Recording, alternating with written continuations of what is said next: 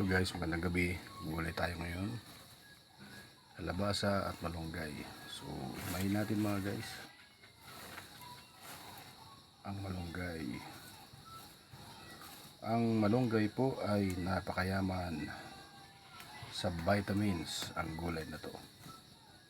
Kaya ugaliin natin kumain ng malunggay mga guys upang humaba ang ating buhay.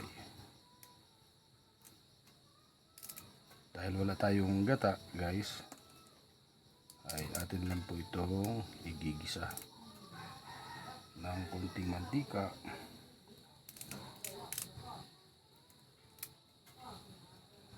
at kahit wala nang saw guys, okay na to kasi wala tayong budget.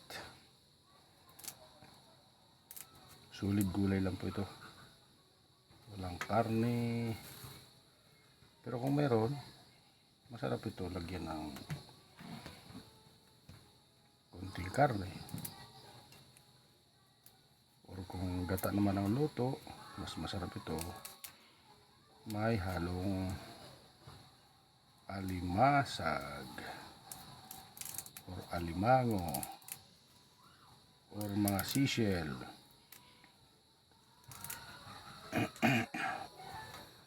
Yan lang po ang ating ulam.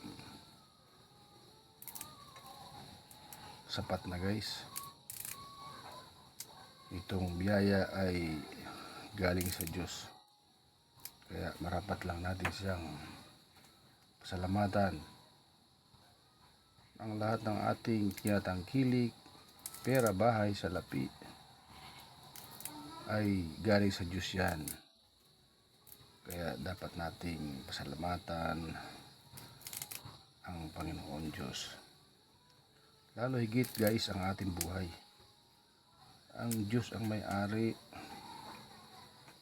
Kaya dapat tayo magpasalamat. Ay, bulaklak guys, masarap to. Dapat nating pasalamatan ang Diyos sa lahat ng ating tinatangkilik. Nagkaroon tayo ng mga anak. Yan ay galing po sa Diyos. Yan. Karoon tayo ng mabait na asawa, galing din sa Diyos yan. Pero kung hindi mabait ang ating asawa, hindi ko alam kung saan galing yan. Hindi lang natin tatandaan, lahat ng mabubuting bagay ay galing sa Diyos.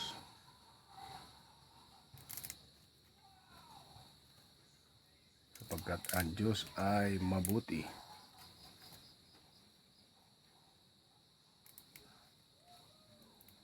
Itong sikreto guys kung bakit sa probinsya mahaba ang buhay ng mga tao. Kasi karamihan ang nakakain nila ay gulay. Guys, gulay. Kaya kumain ng gulay guys, pampahaba ng buhay. Ayan. At sa ating mga bagong mga viewers po dyan, huwag kalimutang i-follow, like and share ang video.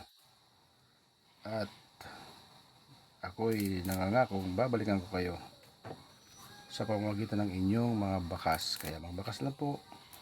Kung gusto yung makipagkaibigan, bakas lang po.